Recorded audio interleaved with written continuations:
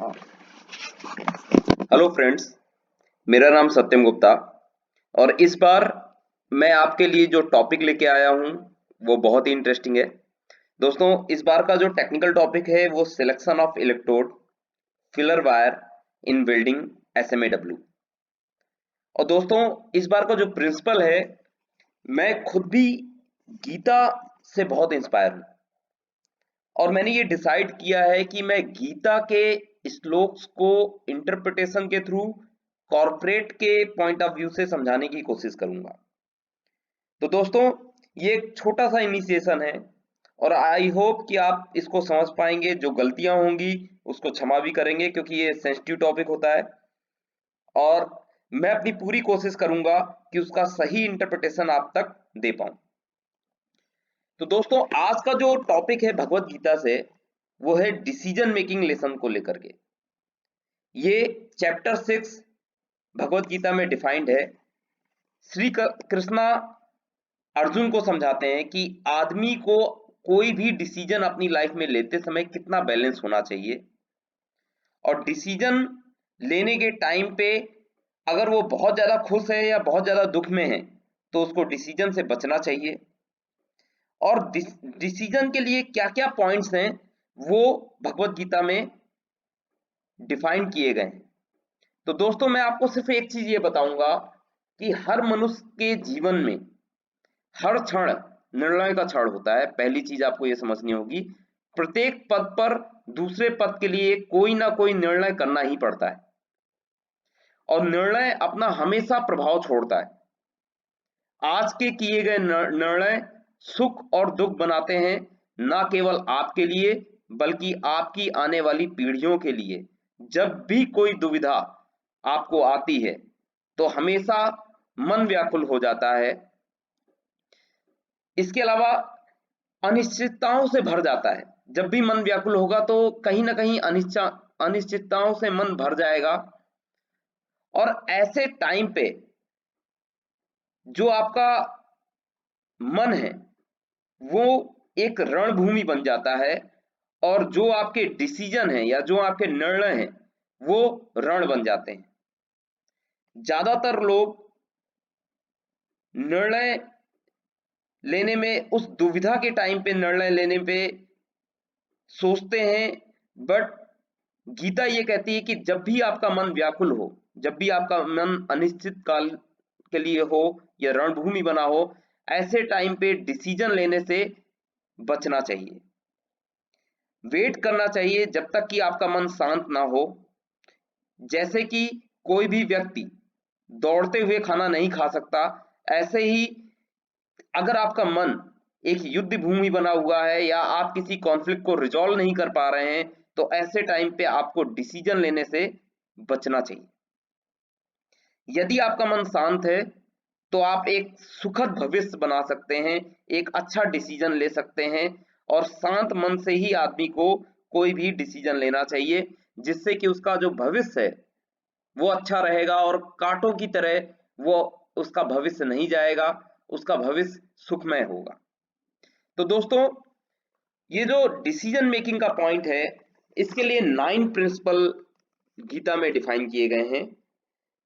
सबसे पहला है never take decision on basis of your feeling. आप अपनी फीलिंग के बेसिस पे कोई भी डिसीजन ना लें, उसके फैक्ट को चेक करें, उसके डाटा को चेक करें, उसके बाद ही डिसीजन लें। Avoid taking decision in extreme emotion. जब आप एक्सट्रीम इमोशन कंडीशन पे हो तो डिसीजन लेने से बचें, आप डिसीजन ना लें। तीसरा, ask yourself, am I taking this decision in anger और अटैचमेंट। आप हमेशा अपने आप से ये क्वेश्चन पूछिए कि कहीं ये डिसीजन आप किसी गुस्से में या किसी के साथ जुड़ने में तो नहीं ले रहे हैं। चौथा point, am I focusing only the result. कई बार हम सिर्फ रिजल्ट को देख करके डिसीजन ले लेते हैं लेकिन उसके आगे आने वाले फ्यूचर में आने वाले पॉइंट्स को हम नहीं समझते हैं और शॉर्ट टर्म रिजल्ट के लिए हम डिसीजन ले लेते हैं। पांचवा, have faith in your decision. आपने जो डिसीजन लिया है उसके ऊपर आपको फेथ करना होगा। Have faith in your decision, trust in the lord, आपको भगवान के ऊपर भरोसा करना पड़ेगा, right counselling can lead to a better decision, किसी सही व्यक्ति से सलाह करके या सही मित्र से सलाह करके आप किसी भी खराब या सही डिसीजन को डिस्कस कर सकते हैं और बेटर डिसीजन आप ले सकते हैं। तो दोस्तों अब मैं बात करूंगा, मुझे उम्मीद है कि आपको ये गीता का टॉपिक कॉर्पोरेट के टर्म्स में जो समझाने की कोशिश कर रहा हूं वो समझ में आया होगा, और मैं आगे भी इस टाइप के टॉपिक बनाता रहूंगा। अब बात दोस्तों टेक्निकल टॉपिक की है, जिसमें useful tips for selection of electrode in welding. आप इलेक्ट्रोड का सिलेक्शन कैसे करेंगे? किसी मटेरियल में आपको वेल्डिंग करना है तो आप कैसे सिलेक्ट करेंगे कि आपको कौन सा इलेक्ट्रोड यूज करना है? तो इसको समझने के पहले मैं आपको ये बताना चाहूंगा कि जो इलेक्ट्रोड है वो 5 ग्रुप में आइडेंटिफाई किया है मैंने। एक माइल्ड स्टील, जिसमें मेजॉरिटी ऑफ वेल्डिंग ही होता है, high carbon steel, special alloy steel, cast iron, non ferrous, aluminium, copper, brass. दोस्तों इसके बाद मैं आपको बताऊंगा कि इलेक्ट्रोड जो होता है बेसिकली वो एक कोटेड मेटल वायर जिसके ऊपर कंपोजिशन, जिसके ऊपर एक फ्लक्स होता है, कोटेड होता है वायर के ऊपर, और ये सेम कंपोजिशन होता है बेस मेटल का। स्टैंडर्ड जो उसके लिए यूज किए गए हैं वो AWS स्टैंडर्ड है, ASTM स्टैंडर्ड है, ASME स्टैंडर्ड है, जिसका हमने यूज किया हुआ है। Two kind of mild steel electrode हैं, एक वेयर एंड एक shielded. Bare electrode are still covered with little covering. वो इसलिए करते हैं, जैसे आपने देखा होगा कि टिक का जो वायर होता है उसके ऊपर एक कवरिंग होती है जिसके थ्रू उसमें कोरोजन नहीं लगता। हालांकि उसका सिर्फ पर्पज ये होता है कि कोरोड ना लगे, वो वेयर इलेक्ट्रोड होते हैं। दूसरे होते हैं सिल्डेड इलेक्ट्रोड, जिसमें हैवी कोटिंग होती है फ्लक्स की। तो दोस्तों पर्पज ऑफ फ्लक्स, फ्लक्स का पर्पज क्या है? फ्लक्स का पर्पज है कोरोजन से उस वेयर इलेक्ट्रोड को बचाना। तो जो भी आपका वेयर इलेक्ट्रोड है उसमें कोरोजन ना लगने पाए, इसलिए फ्लक्स होता है। उसके अलावा जो आपका फ्लक्स है वो एज अ क्लीनर एंड डीऑक्सीडाइजर की तरह भी यूज किया जाता है। इसके अलावा जब आप वेल्डिंग करते हैं तो ये फ्लक्स जो होता है ये जलता है और एक गैस को प्रोड्यूस करता है। वो गैस आपके वेल्डिंग के ऊपर एक सील्डिंग एरिया बना देता है, जिसकी वजह से जो एटमॉस्फेयर में ऑक्सीजन, नाइट्रोजन, हाइड्रोजन ये सब गैसेज होती हैं, वो एलिमेंट आपके मोल्टेन मेटल के कांटेक्ट में नहीं आने पाता। Form slag to protect the cooling metal and allow metal to cool at slower rate, protecting the metal property। जो स्लैग होता है वो मेटल को स्वाभाविक तरीके से ठंडा होने में मदद करता है, उसको सडन कूलिंग से बचाता है। इसके अलावा जो आपका फ्लक्स होता है वो आर्क को स्ट्राइक करने के लिए, स्टेबलाइज करने के लिए और स्पेटर को रिड्यूस करने के लिए भी काम में आता है। इसके अलावा जो आपका फ्लक्स है उसके हिसाब से बेटर पेनेट्रेबिलिटी और हाई एक्सरे क्वालिटी मटेरियल आपको प्रोड्यूस करता है। दोस्तों ये मैंने एक फोटो दिखाया हुआ है आपको, आप इसमें समझ पाएंगे कि जो इलेक्ट्रोड है वो कैसे बर्न हो रहा है, फ्लक्स कैसे स्लैग बना रहा है। तो आप देख रहे होंगे ये जो कवरिंग एरिया दिखाया है ये फ्लक्स से जो फ्यूम निकलता है उसने कवर किया हुआ है। यहाँ पर आप देखेंगे आर्क स्ट्रीम, ये आर्क स्ट्रीम है और ये वेल्ड पूल है। तो जो वेल्ड पूल है उसको ये कवरिंग एरिया जो है ये आपका एटमॉस्फेयर में ऑक्सीजन, हाइड्रोजन और नाइट्रोजन इन 3 हार्मफुल एलिमेंट या गैसेस से बचाता है, जिसकी वजह से यहाँ पर पोरोसिटी या अदर क्रैकिंग वगैरह डेवलप नहीं हो पाता है। ये आप स्लैग कवरिंग देखेंगे, ये स्लैग कवरिंग हो रही है। स्लैग कवरिंग की वजह से जो मोल्टन मेटल है ये स्वाभाविक तरीके से ठंडा होगा, सडन कूल नहीं होगा, जिससे मटेरियल प्रॉपर्टी मेंटेन रहेगी। दोस्तों इसके बाद जो की पॉइंट है, की प्रिंसिपल है इलेक्ट्रोड सिलेक्शन और फिलर मेटल सिलेक्शन के, वो 5 प्रिंसिपल पे मैंने डिस्ट्रीब्यूट किया है। Principle number 1 the weld group design है। Principle number 2 design strength of the required weld है। Principle number 3 base metal composition है। Principle number 4 electrode diameter. Principle number 5, the position of weld joint.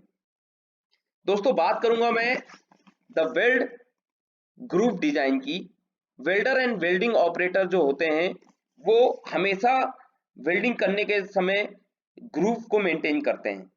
और अगर आप बात करोगे एएसएमई सेक्शन 9 की, तो उसमें ग्रूव को डिफाइन किया गया है। सबसे पहले आप देखेंगे ग्रूव वेल्ड इन प्लेट, जो फिगर QW461.3 में है। तो 1G लोकेशन कैसा दिख रहा है, 2G लोकेशन आप देख सकते हैं हॉरिजॉन्टल में है, 3G लोकेशन वर्टिकल में है, ये 4G लोकेशन ओवरहेड में है। अगर मैं बात करूंगा फिलेट वेल्ड की, तो आप देख सकते हैं फिलेट वेल्ड में 1F बोला जाता है इसको, ये 2F है, ये 3F है, ये 4F है। बात करेंगे ग्रूव वेल्ड इन पाइप, तो 1G रोटेटेड कंडीशन में, 2G, then 5G and 6G, ये आपका सेक्शन 9 में डिफाइन किया गया है। दोस्तों इसके अलावा जो इसका इंपॉर्टेंस है वेल्ड ग्रुप का, आप ये देख सकते हैं कि एक टेबल है QW461.9 जो performance qualification position and diameter limitation के लिए डिफाइंड टेबल है। तो अगर आप प्लेट में ग्रूव वेल्ड कर रहे हैं तो पोजीशन 1G के लिए जो क्वालिफिकेशन है plate and pipe over 24 inch के लिए वो F पोजीशन है। F का मतलब क्या होता है, फ्लैट। ये एक्चुअली क्या डिफाइन कर रहा है, position and type of weld qualified, कौन सी पोजीशन क्वालिफाइड है और किस टाइप का वेल्ड क्वालिफाइड है वो इसमें डिफाइन किया गया है। 2G लोकेशन पे आप देख सकते हैं F एंड H क्वालिफाइड है plate and pipe over 24 inch के लिए, मतलब फ्लैट और हॉरिजॉन्टल, यहां पर आप देख सकते हैं। तो ये इसका इंपॉर्टेंस है दोस्तों। अब दूसरा पॉइंट हम डिस्कस करेंगे tensile strength of the required weld. आपको मैंने एक एग्जांपल दिया है, सबसे पहले आपको ये चेक करना है, always check filler metal mechanical property with respect to base metal mechanical property. आपको जो फिलर मेटल सिलेक्ट करना है आपको बेस मेटल की मैकेनिकल प्रॉपर्टी से कंपेयर करके ही सिलेक्ट करना है। मैंने एक एग्जांपल के फॉर्म में आपको समझाने का कोशिश किया है कि अगर आपको ASTM A216 WCB carbon steel material पे वेल्डिंग करना है, तो सबसे पहले आपको उस कार्बन स्टील मटेरियल का मैकेनिकल प्रॉपर्टी देखना पड़ेगा। तो मैंने स्टेप 1 पे डिफाइन किया है, check mechanical property of ASTM A216 WCB from ASTM A216। तो आप ये देख सकते हैं टेबल, टेंसाइल स्ट्रेंथ WCB के लिए 70 to 95, ये KCI है, KSI है, और इलोंगेशन आपका 22 है, रिडक्शन ऑफ एरिया आपका 35 है। दूसरा स्टेप जो होगा दोस्तों, आपको सेक्शन 2 पार्ट सी जो इलेक्ट्रोड सिलेक्शन के लिए है उसको रिफर करना होगा। तो ये इसका टेबल ऑफ कंटेंट है। तो आप देख सकते हैं SFA 5.1 किसके लिए, specification for carbon steel electrode for shielded metal arc welding. SFA 5.4 किसके लिए, specification for stainless steel electrode for shielded metal arc welding. SFA 5.9 specification for bare stainless steel welding electrode and rods. इसके बाद दोस्तों step 3 है, select which process like SMAW, GTAW, SAW and other process you are looking for. Step 4 है, select which material you are looking for, आपको कौन सा material देखना है। जैसे मैं कार्बन स्टील SFA 5.1 में देखता हूं, SFA 5.4 में मैं स्टेनलेस स्टील देखता हूं सॉरी। तो मेरा जो WCB से रिलेटेड है वो मुझे SFA 5.1 खोलना होगा। तो मैंने यहां पर स्टेप 5 में आपको दिखाया है, SFA 5.1 मैंने खोला है जो कि specification for carbon steel electrode for shielded metal arc welding है। इससे मैंने मैकेनिकल प्रॉपर्टी को कंपेयर किया है, और कंपेयर करने के बाद मैंने ये आइडेंटिफाई किया है कि जो E7018 का इलेक्ट्रोड है उसका टेंसाइल और यील्ड और इलोंगेशन ऑलमोस्ट सिमिलर आ रहा है SA216 WCB के बराबर आ रहा है। अगर मैकेनिकल प्रॉपर्टी सिमिलर होती है तो हम उसको सिलेक्ट कर सकते हैं। इलेक्ट्रोड का प्रॉपर्टी हायर होना चाहिए, ये चीज हमें पता होना चाहिए। इलेक्ट्रोड का प्रॉपर्टी अगर लोअर साइड पे होता है तो फिर दिक्कत होता है। तो WCB मटेरियल के लिए जो रिकमेंडेड है वो E7018 का इलेक्ट्रोड रिकमेंडेड है। आप देख सकते हैं टेंसाइल का वैल्यू, यील्ड का वैल्यू, इलोंगेशन का वैल्यू। मैं आपको ASTM का खोलता हूं, आप देख सकते हैं ये WCB का है 70 to 95, 22 आपका इलोंगेशन है, 35 आपका रिडक्शन इन एरिया है, यील्ड आपका 36 है, और आप यहाँ पर देख सकते हैं यील्ड इसका 58 है, इलोंगेशन आपका 22 है, टेंसाइल आपका 70 है। इसके अलावा बेस मेटल का जो कंपोजिशन है, जो केमिकल कंपोजिशन है, आपको वो रिफर करना होगा। तो स्टेप 1 पे मैंने बेस मेटल का जो केमिकल कंपोजिशन है वो आपको डिफाइन किया हुआ है। तो A216 WCB का जो केमिकल कंपोजिशन है वो आप यहां से देख सकते हैं।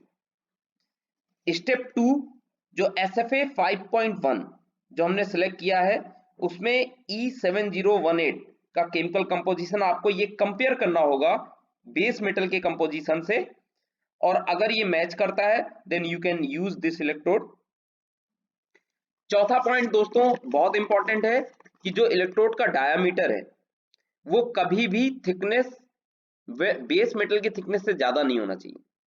अगर इलेक्ट्रोड का साइज ओवरऑल थिकनेस से ज्यादा है या तो फिर आपका वेल्डिंग प्रॉपर नहीं हो पाएगा, फ्यूजन प्रॉपर नहीं हो पाएगा। और इस पॉइंट को अगर आप बेटर तरीके से देखना चाहें तो आप मेरा पुराना वीडियो वेल्डिंग कैप्सूल को देख सकते हैं और इसको समझ सकते हैं, जो कि आपको यूट्यूब में मेरे ही चैनल पे मिल सकता है। आप इसको सब्सक्राइब करके देख सकते हैं।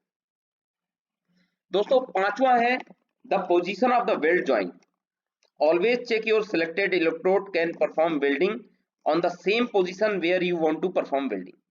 तो आप देख सकते हैं जो टेबल 1 एक है SFA 5.1 में, वो E7018 के लिए बोलता है कि low hydrogen potassium iron powder welding position क्या क्या डिफाइंड है इसमें, F, V, OH overhead, H horizontal, V vertical, F flat, और ये AC और DCEP ये दो टाइप की करंट यूज हो सकती है।